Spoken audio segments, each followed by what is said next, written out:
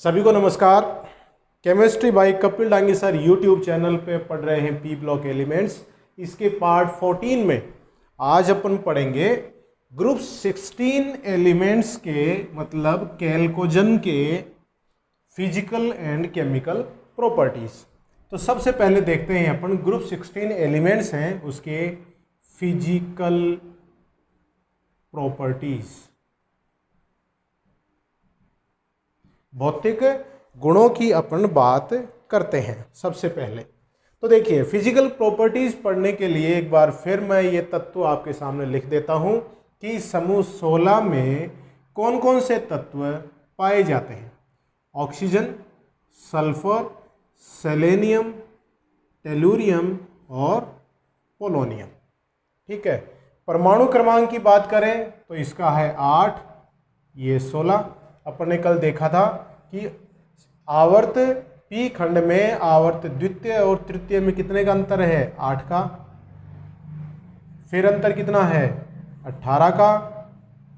फिर अंतर 18 का और फिर अंतर कितना है, 32 का। तो 16 और 18 कितने हो जाते हैं, 34। 34 और 18 कितने हो जाएंगे, टेलुरियम, तो ये हो जाता है 52 और 52 और 32 हो जाते हैं 84। तो ये आपके परमाणु क्रमांक है। अब इसमें देखिएगा जो ऑक्सीजन व सल्फर है, ये ऑक्सीजन और सल्फर ये दोनों क्या हैं, नॉन मेटल्स हैं, अधात्विक प्रकृति के ये होते हैं। सेलेनियम और टेलुरियम है, ये दोनों क्या हैं, मेटेलॉइड हैं, मतलब ये उपधातु है। और पोलोनियम है, ये क्या होता है, मेटल होता है, धात्विक प्रकृति का है। तो क्या देख रहे हैं अपन, समूह में ऊपर से नीचे जाते हैं तो धात्विक गुणों में वृद्धि होती है। तो मैं ये पॉइंट यहां पे लिख दूं, समूह में ऊपर से नीचे जाने पर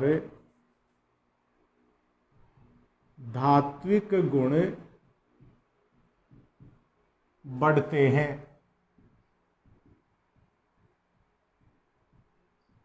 ठीक है, क्लियर है ये चीज।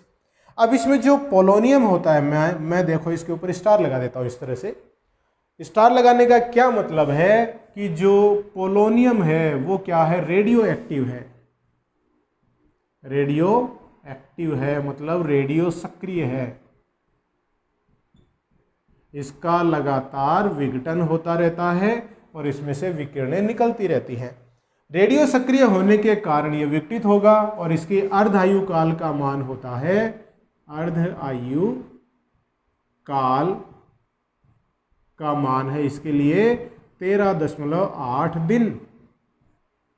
मतलब जो आप पोलोनियम लेंगे वो 13.8 दिन के बाद आधा हो जाएगा, आधा विघटित हो जाएगा, आधा बच जाएगा। मतलब अर्धायु काल है वो इसका कितना है, 13.8 होता है।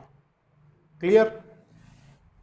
समूह 16 के सभी तत्व अपर रूपता दर्शाते हैं।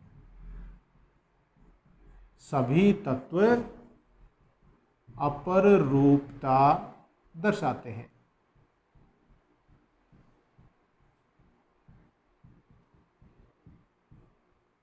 जबकि समूह 15 में अपन ने देखा था कि जो नाइट्रोजन है वो अपर रूपता नहीं दर्शाता है, उसके आइसोट्रोप नहीं होते हैं। ये सारे तत्व अपर रूपता दर्शाते हैं। अब अगर अपन गलनांक और क्वथनांक की बात करें, गलनांक और क्वथनांक तो क्या है, समूह में ऊपर से नीचे जाने पर ये बढ़ते हैं। गलनांक भी बढ़ता है और क्वथनांक भी बढ़ता है। समूह में ऊपर से नीचे जाएंगे तो गलनांक और क्वथनांक के मान में वृद्धि होती है। लेकिन देखिए इसमें कुछ मैं स्टार लगा के लिख रहा हूं, पोलोनियम है उसका गलनांक और क्वथनांक मतलब melting point and boiling point अपेक्षाकृत कुछ कम है,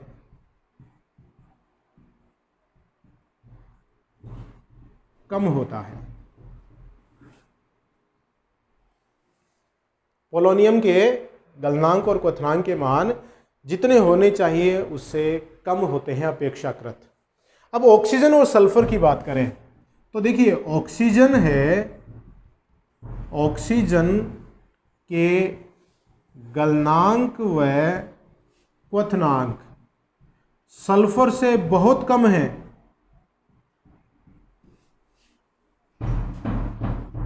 बहुत कम है।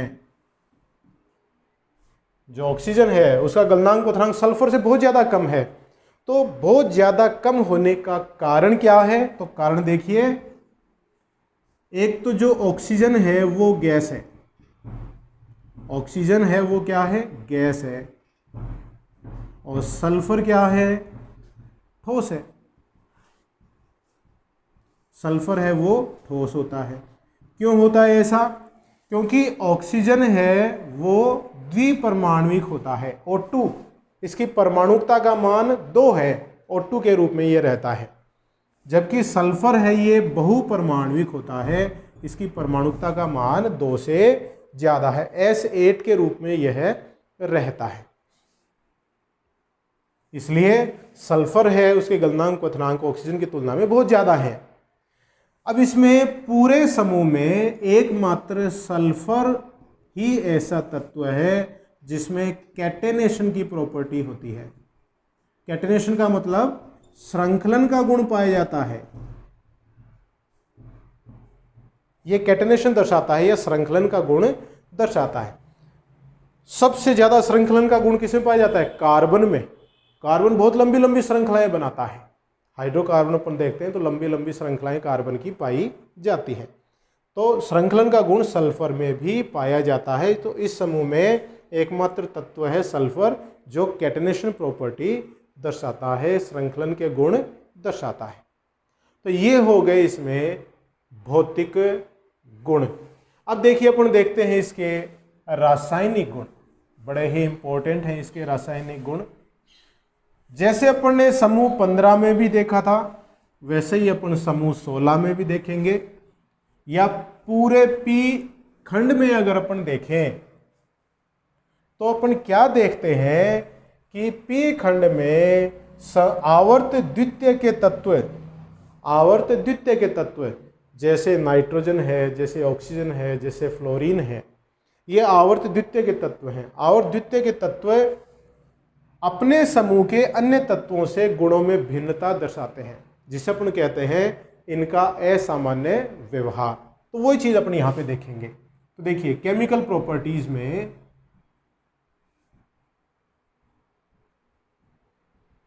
रासायनिक गुणों में सबसे पहला गुण अपन देख रहे हैं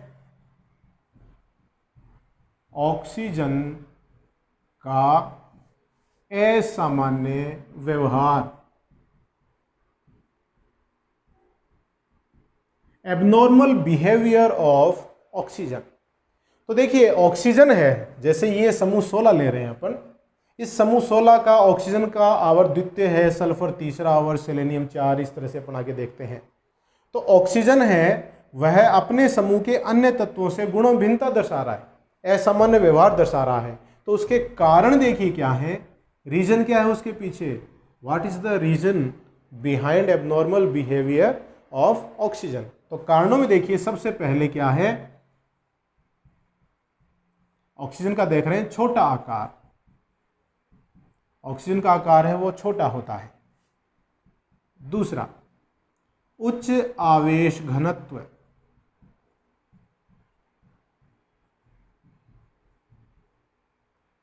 आवेश घनत्व ज्यादा होता है ऑक्सीजन का। तीसरा कारण है रिक्त डी कक्षकों की अनुपलब्धता।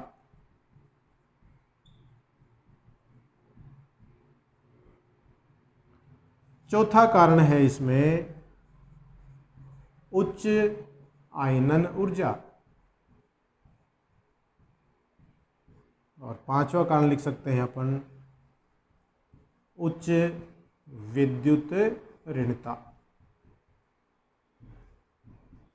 इलेक्ट्रोनेगेटिविटी इसकी काफ़ी हाई होती है। फ्लोरीन के बाद ऑक्सीजन ही दूसरा तत्व है जिसकी विद्युत ऋणता सब तत्वों से ज़्यादा होती है, फ्लोरीन को छोड़कर। तो उच्च विद्युत ऋणता, ये 5 मुख्य कारण हैं जिनकी वजह से ऑक्सीजन का व्यवहार है वो बाकी तत्वों से अलग हो जाता है। अब इसमें देखिए उच्च विद्युत ऋणता, अपन देख रहे हैं बाकी चीज़ें आकार छोटा होता ही है, इसमें सिर्फ दूसरा ही कोष है। सल्फर में तीसरा कोष, सेलेनियम चौथा कोष, इस तरह से आ जाते हैं। छोटा आकार होने के कारण आवेश घनत्व बढ़ जाता है।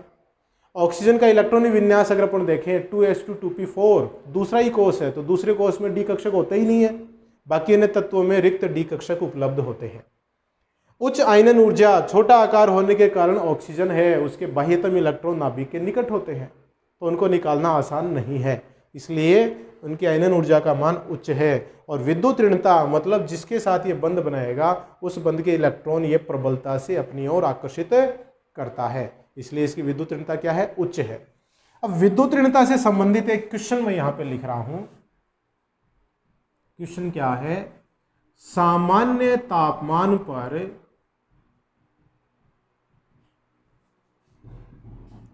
H2O द्रव है जबकि H2S गैस है, क्यों?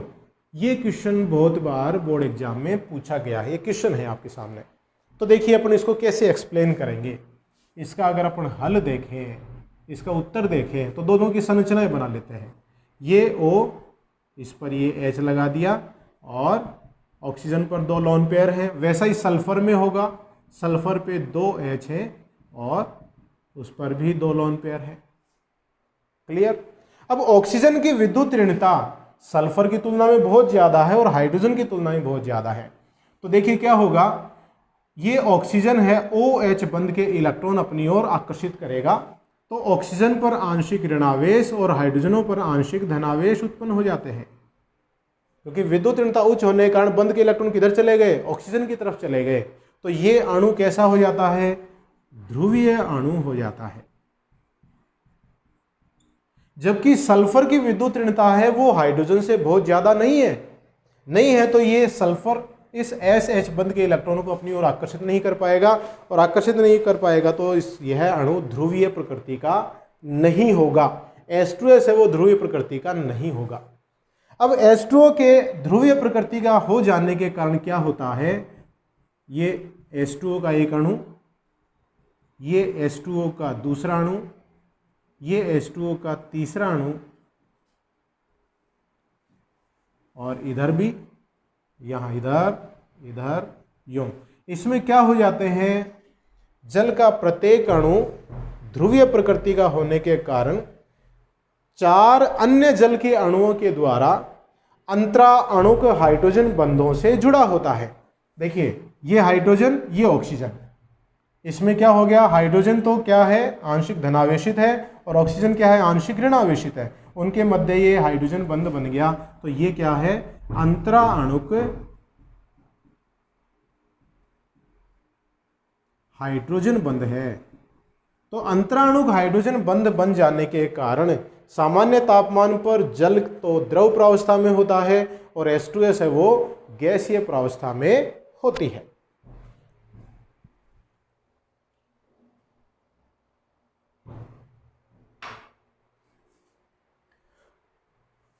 तो इस प्रकार से आप इसका हल कर सकते हैं, इसको बता सकते हैं। तो ये किस कारण से हुआ, ऑक्सीजन की उच्च विद्युत ऋणता के कारण हुआ। तो ये था ऑक्सीजन का असामान्य व्यवहार। दूसरा रासायनिक गुण अपन यहाँ पे जो देखेंगे बहुत ही इंपॉर्टेंट, जो हर समूह के लिए होता है, और वो है इसकी ऑक्सीकरण अवस्थाएं। समूह 16 के तत्वों की ऑक्सीकरण अवस्थाएं। दूसरा बी, ऑक्सीडेशन स्टेट्स।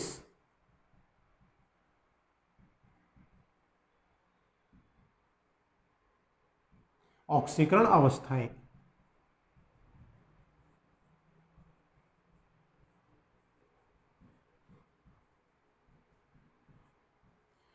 तो तो समूह 16 के जो तत्व हैं उनका सामान्य इलेक्ट्रॉनिक विन्यास देखिए आप,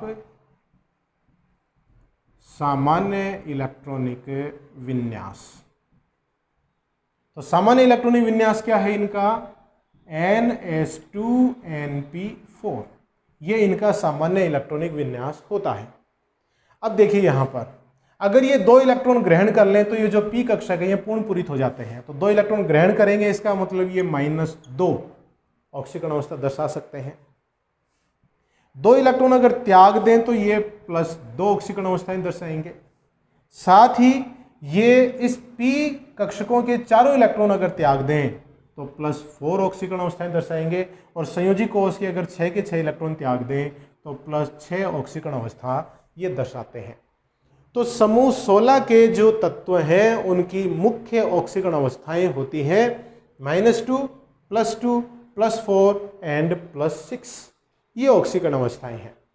अब इसमें जो एक एक ऑक्सीकरण अवस्था को अपन देख रहे हैं यहाँ पे, -2 जो ऑक्सीकरण अवस्था होती है, -2, इस -2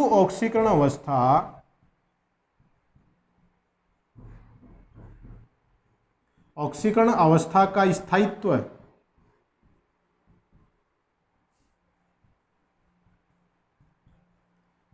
समूह में ऊपर से नीचे जाने पर घटता है। -2 का स्थायित्व घटता है, मतलब क्या, इलेक्ट्रॉन लेने की प्रवृत्ति घट रही है। ऑक्सीजन है वो तो -2 दर्शाता है बहुत अच्छे से, लेकिन ऊपर से नीचे जाएंगे तो पोलोनियम है वो -2 का कोई यौगिक नहीं बनाता है। तो -2 का जो स्थायित्व है वो घटता है। क्यों? इलेक्ट्रॉन लेने की प्रवृत्ति घट रही है, इसलिए -2 का स्थायित्व घटता है। अब देखिए इसमें 2 बहुत ही महत्वपूर्ण ऑक्सीकरण अवस्थाएं हैं, +4 और +6। तो इसमें देखिए +4 ऑक्सीकरण अवस्था,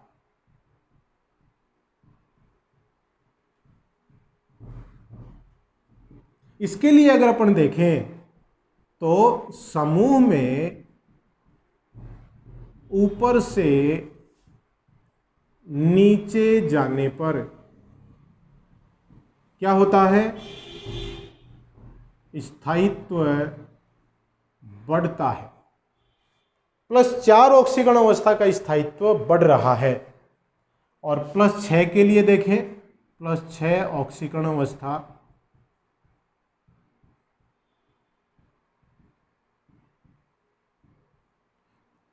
इसके लिए क्या होता है, समूह में ऊपर से नीचे क्या होगा, स्थायित्व घटता है। तो +6 का स्थायित्व तो घटा और +4 का स्थायित्व बढ़ता है। ये भी इसमें बहुत बार पूछा गया है। तो इसका जो कारण है वो कारण देखिए क्या है, कारण है अक्रिय युग्म प्रभाव। ये अक्रिय युग्म प्रभाव अपन ने समूह 15 पढ़ा था, तो उसमें भी पढ़ा था। पूरे पी खंड की अगर अपन बात करें कलेक्टिवली एक साथ, तो उसमें भी अक्रिय युग्म प्रभाव पे टिप्पणी पूछी जाती है। तो अक्रिय युग्म प्रभाव के कारण समूह 16 में ऊपर से नीचे जाएंगे तो +4 ऑक्सीकरण अवस्था का स्थायित्व बढ़ेगा और +6 ऑक्सीकरण अवस्था का स्थायित्व घटता है।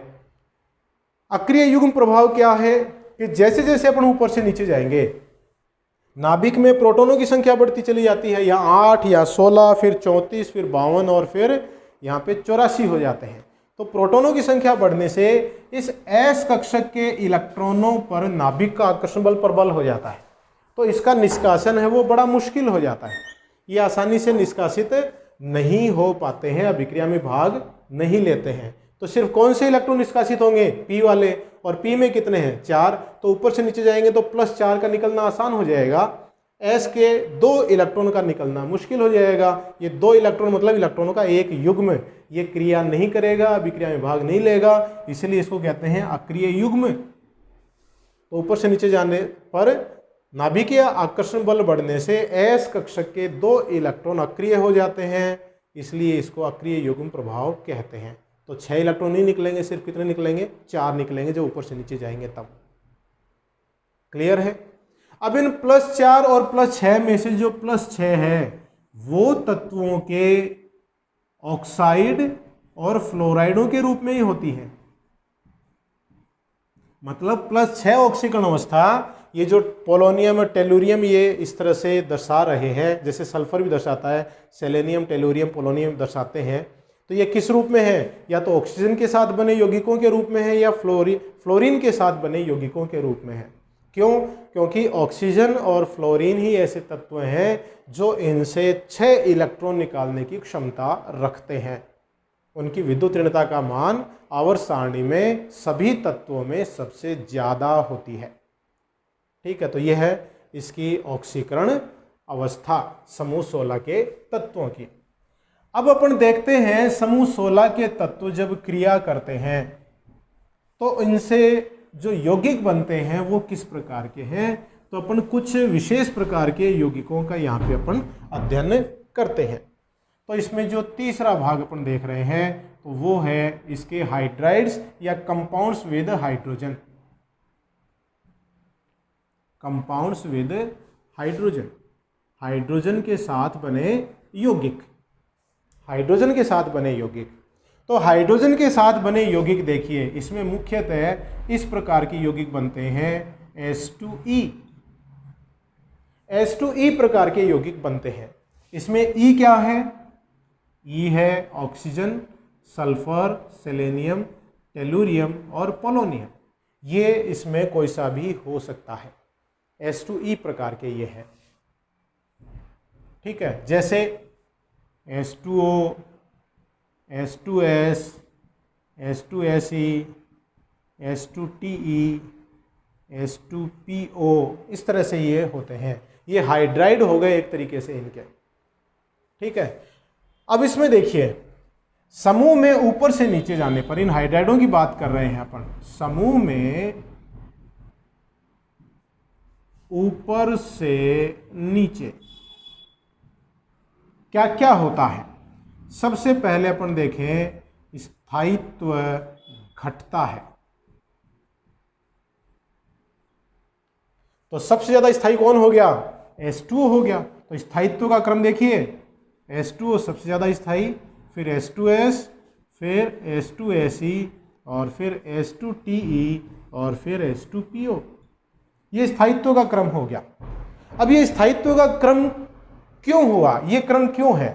तो कारण देखिए, कारण है बंध ऊर्जा। बंध ऊर्जा, बंध ऊर्जा OH बंध की ऊर्जा सबसे ज्यादा है, उससे कम SH, उससे कम SEH, उससे कम TEH और सबसे कम POH। ये बंध ऊर्जा का क्रम है। तो सबसे मुश्किल से बंध कौन सा टूटेगा? O और H के मध्य जो बंध है बड़ा मुश्किल से टूटेगा। बंध ही नहीं टूटेगा तो स्थायित्व तो सबसे ज्यादा हो गया। तो ये बंध ऊर्जा का क्रम है। अब नेक्स्ट इसका गुण देखते हैं अपन, अम्लीय प्रकृति। अम्लीय प्रकृति, तो अम्लीय प्रकृति में भी देखिए, जब ये OH बंध टूटेगा ही नहीं तो H+ निकलने की संभावना कम होगी इसमें। ठीक है, तो अम्लीय प्रकृति भी क्या है? समूह में ऊपर से नीचे अम्लीय प्रकृति बढ़ती है ऊपर से नीचे जाने पर। और चूंकि बंध ऊर्जा ऊपर से नीचे जाने पर घट रही है, मतलब जैसे जैसे अपन ऊपर से नीचे जाएंगे तो हाइड्रोजन का निष्कासन आसान हो जाता है। ये यौगिक जब किसी दूसरे यौगिक से क्रिया करेंगे तो नीचे वाले यौगिक उस दूसरे यौगिक को आसानी से हाइड्रोजन दे देंगे। हाइड्रोजन दे देंगे मतलब उसका अपचयन कर देंगे। अपचयन कर देंगे तो खुद क्या हुए? स्वयं क्या हुए? ये अपचायक हो गए। तो समूह में ऊपर से नीचे जाने पर अम्लीय प्रकृति बढ़ रही है और साथ ही अपचायक गुण बढ़ रहे हैं। तो समूह में ऊपर से नीचे गए तो क्या क्या हुआ? स्थायित्व घटा, बंध ऊर्जा घटी दो चीज़ें तो कम हो गई, लेकिन अम्लीय प्रकृति बढ़ गई और अपचायक गुण बढ़ गए। तो ये है इसके हाइड्राइड। और साथ ही अपन ने अभी पिछले टॉपिक में ही H2O और H2S की तुलना करी थी। सामान्य तापमान पर H2O द्रव होता है, H2S गैस होता है। कारण H2O में ऑक्सीजन की उच्च विद्युत ऋणता के कारण ये H2O ध्रुवीय प्रकृति का है और इसमें अंतराणुक हाइड्रोजन बंध पाए जाते हैं, जबकि H2S में अंतराणुक हाइड्रोजन बंध नहीं पाए जाते हैं। तो ये कारण है H2O द्रव और H2S गैस है। तो ये हो गए इनके हाइड्राइड। अब अपन देखते हैं इनके हैलोजनों के साथ बने यौगिक।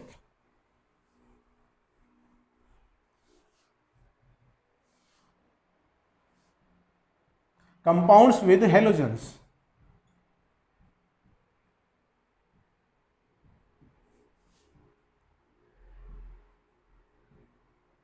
हैलोजनों के साथ बने यौगिक। तो हैलोजनों के साथ देखिएगा, ये EX2, EX4 और EX6 प्रकार के यौगिक बनाते हैं। EX2, EX4 और EX6। E क्या है यहाँ पे? E यहाँ पे है ऑक्सीजन, सल्फर, सेलेनियम, टेल्यूरियम और पोलोनियम। और EX6 क्या है यहाँ पे? सॉरी, X क्या है यहाँ पे? X है यहाँ पे फ्लोरीन, क्लोरीन, ब्रोमीन और आयोडीन। ये यहाँ हैलोजन्स होते हैं, फ्लोरीन, क्लोरीन, ब्रोमीन और आयोडीन। ठीक है। अब ये जितने भी हैलोजन के साथ बने यौगिक हैं, इनमें स्थायित्व का जो क्रम होता है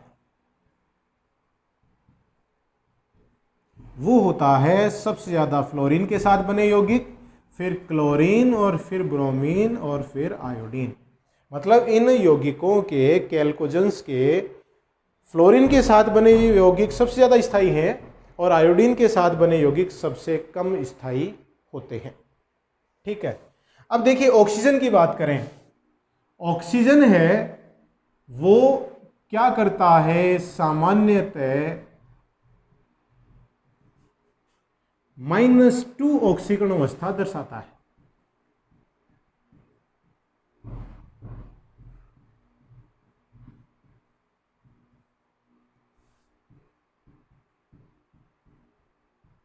-2 ऑक्सीकरण अवस्था ये दर्शाता है, लेकिन इसकी +2 ऑक्सीकरण अवस्था एकमात्र यौगिक OF2 में होती है, जहां ऑक्सीजन +2 है। तो फ्लोरीन के साथ बने यौगिक में यह +2 ऑक्सीकरण अवस्था दर्शाता है। तो OF2 क्यों? क्योंकि फ्लोरीन की विद्युत ऋणता ऑक्सीजन से भी ज्यादा है। तो फ्लोरीन है वो ऑक्सीजन से इलेक्ट्रॉन खींच लेगा और ऑक्सीजन पे धनावेश उत्पन्न हो जाता है, +2 ऑक्सीकरण अवस्था आ जाती है इसमें। ठीक है। बाकी अन्य तत्व देखिए, जैसे बात करें SF4 भी बनता है, SF6 है, SeF4 है, SeF6 है, SeCl4 है, इस तरह से बनते हैं। TeCl4, TeCl6, इस तरह से ये यौगिक हैं वो बनते हैं। TeF6 ये इस तरह के यौगिक बनाते हैं। इसमें कुछ डाई हैलाइड भी बनते हैं, जैसे SF2 भी बनता है, और कुछ मोनोहैलाइड भी बनते हैं। मोनोहैलाइड जैसे मैं मान लो बात करूं HCl, ये मोनोहैलाइड हो गया, मोनोहैलाइड हो गया। ठीक है।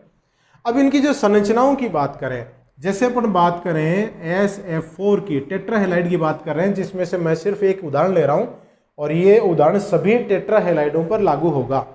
तो सल्फर के संयोजी कोष में कितने इलेक्ट्रॉन हैं? 6 इलेक्ट्रॉन हैं, जिसमें से 4 इलेक्ट्रॉन तो फ्लोरीन के साथ बंध बनाने में प्रयुक्त हो गए और 2 इलेक्ट्रॉन लोन पेयर के रूप में हैं। तो इसकी जो संरचना है वो संरचना देखिए कैसी हो जाएगी। सबसे पहले देखिए संकरण, संकरण है इसका sp3d, sp3d संकरण होता है। sp3d संकरण होने के कारण देखिए 5 बंधों में से 4 तो बंद हो गए, एक लोन पेयर हो गया। तो सल्फर है वो इस तरह से है, त्रिभुजीय है, ये त्रिभुज है संरचना, केंद्र पर सल्फर, इस पर 4 फ्लोरीन तो इस त्रिभुज के कोनों की तरफ है, 1 फ्लोरीन है ऊपर, और जो लोन पेयर है वो या तो तल के ऊपर होगा या तल के नीचे होगा। तो संरचना कैसी हो गई? त्रिभुजीय पिरामिडीय।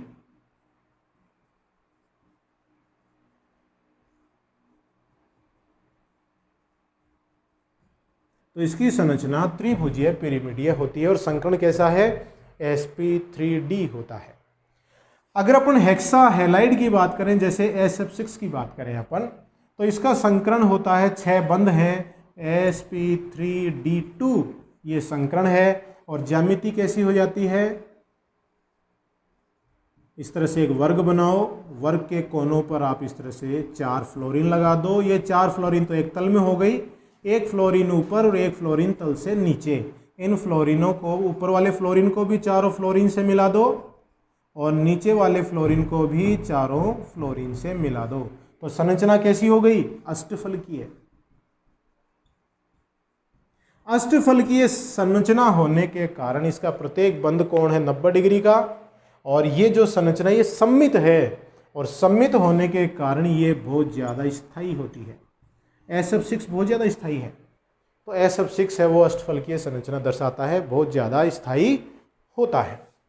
अब इसके देखिए, ये बात समझ में आ गई, अष्टफलकीय है और स्थायी संरचना है। और उधर जो SF4 है वो कैसा है? त्रिभुजीय पिरामिडीय है और संकरण sp3d होता है। ये SF6 की जो बात है वो SeF6 पर भी लागू हो रही है, मतलब सभी हेक्साहैलाइडों पर ये लागू होती है। अब बात करें इसके मोनोहैलाइडों की, तो इसके जो मोनोहैलाइड हैं ये द्विलकीकरण हो जाता है इनका। जैसे मान लो ACCl है तो क्या हो जाता है? ये Ac2Cl2 हो जाता है।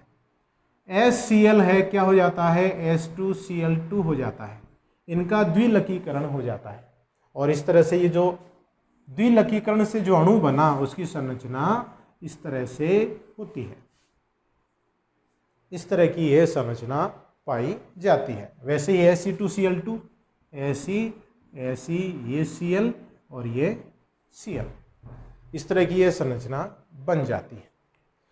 अब जो देखिए समूह 16 के जो तत्व हैं उनके हैलोजनों के साथ बने यौगिकों में वे यौगिक जिनमें हैलोजन अपनी किसी मध्यवर्ती ऑक्सीकरण अवस्था में है। मध्यवर्ती ऑक्सीकरण अवस्था मतलब ना तो उच्चतम हो ना निम्नतम हो, इस तरह की ऑक्सीकरण अवस्था में अगर केंद्रीय तत्व है तो वे असमानुपातन अभिक्रिया दर्शाते हैं। तो देखिए ये जो हैलाइड हैं समूह 16 के तत्वों की ये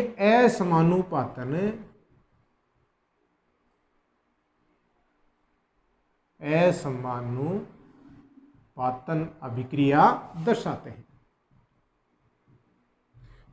डिस्प्रपोर्शनेशन रिएक्शन ये दर्शाते हैं।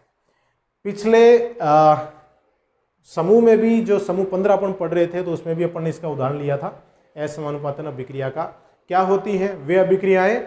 जिनमें जिस तत्व का ऑक्सीकरण होता है उसी का अपचयन हो, तो इस प्रकार की अभिक्रियाएं असमानुपातन या डिस्प्रपोर्शनेशन रिएक्शन कहलाती हैं। उदाहरण देखिएगा, जैसे ACCl4 है तो इससे ACCl2 है, इसमें सेलेनियम क्या है? +2 है, इससे बन जाए ACCl4। दो अणु ले लिए, दो अणु आपस में क्रिया करेंगे और साथ में बन जाए Ac। ये अभिक्रिया असमानुपातन अभिक्रिया है। कैसे? ACCl2 में सेलेनियम +2 ऑक्सीकरण अवस्था में है, ACCl4 में सेलेनियम +4 ऑक्सीकरण अवस्था में है, तो +2 से +4 होना क्या हो गया? ऑक्सीकरण हो गया, ऑक्सीकरण। और +2 से ही यहां सेलेनियम 0 ऑक्सीकरण अवस्था में है, तो +2 से 0 हुआ तो क्या हो गया?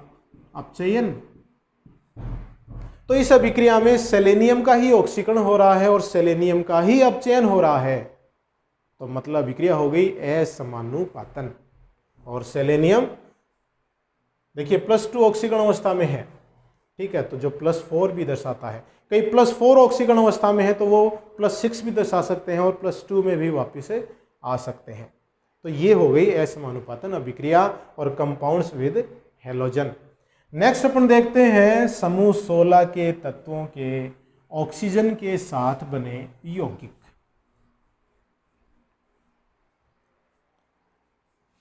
रासायनिक गुणों में part 5 compounds with oxygen, oxygen के साथ बने यौगिक।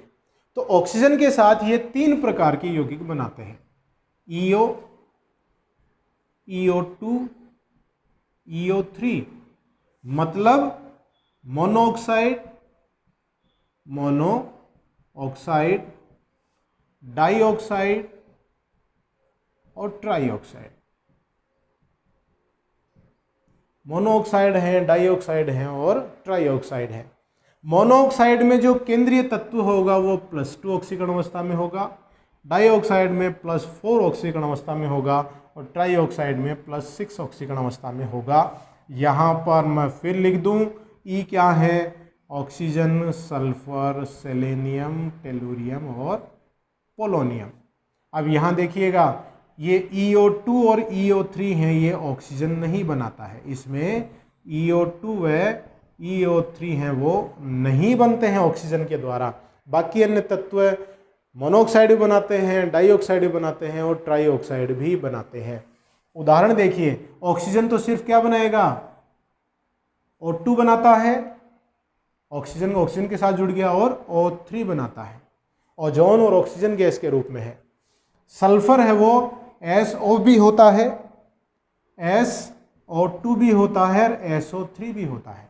वैसे सेलेनियम है वो भी SeO, SeO2, SeO3 भी होता है। पोलोनियम में चले जाएं सीधे तो पोलोनियम है वो POO3 तक बनाता है, +6 ऑक्सीकरण अवस्था भी ये दर्शाते हैं। तो इस तरह से ये ऑक्साइड बनाते हैं। अब इसमें देखिएगा, जैसे जैसे केंद्रीय परमाणु की ऑक्सीकरण अवस्था बढ़ती है वैसे वैसे इनके इलेक्ट्रॉन ग्रहण करने की क्षमता बढ़ती है, इलेक्ट्रॉनों को आकर्षित करेंगे। अरे धनावेश जितना बढ़ेगा वो इलेक्ट्रॉनों को उतना ज़्यादा आकर्षित करेगा, और इलेक्ट्रॉनों को ग्रहण करना या आकर्षित करना कौन सा गुण होता है, लुईस के अनुसार अम्लीय गुण होता है। तो अम्लीय गुणों का क्रम, अम्लीय सामर्थ्य जिसको अपन कहते हैं, तो अम्लीय सामर्थ्य क्या हो गया, EO से ज़्यादा EO2 और उससे ज़्यादा EO3। तो EO3 हैं वो ऑक्साइड कैसी प्रकृति के हो गए, अम्लीय प्रकृति के हो गए। जैसे देखें कि SO3 अम्लीय होता है, इसका जो जलीय विलयन है वो अम्ल की तरह काम करेगा। SO3 + H2O क्या बन गया, H2SO4। तो SO3 है वो अम्लीय प्रकृति का होता है। ये बड़ी ध्यान रखने वाली इसमें बात होती है। अब देखिए इसमें जैसे समूह में ऊपर से नीचे गए, SO2, फिर अपन गए SeO2 की बात कर रहे हैं, फिर अपन गए TeO2 की बात करें, तो इसमें जो SO2 है वो अपचायक होता है और TeO2 है वो ऑक्सीकारक होता है।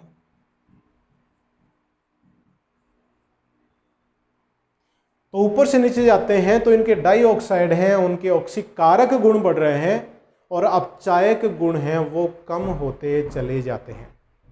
तो ऊपर से नीचे जा रहे हैं तो ऑक्सीकारक गुणों में वृद्धि होती जा रही है और अपचायक गुणों में कमी आती चली जाती है। ऑक्सीकारक गुण क्योंकि नीचे वाले तत्व हैं वो आसानी से ऑक्सीजन दान कर देते हैं, ये तत्व आसानी से ऑक्सीजन दे देंगे, जिसके साथ अभिक्रिया करेंगे उसको ऑक्सीजन दे देंगे और ऑक्सीजन जिसके साथ जुड़ता है उसका ऑक्सीकरण हो जाएगा और जिसने ऑक्सीजन दिया वो ऑक्सीकारक हो जाएगा। तो ऊपर से नीचे जाते हैं तो इनके ऑक्सीकारक गुणों में वृद्धि होती है। तो ये है कंपाउंड्स विद ऑक्सीजन।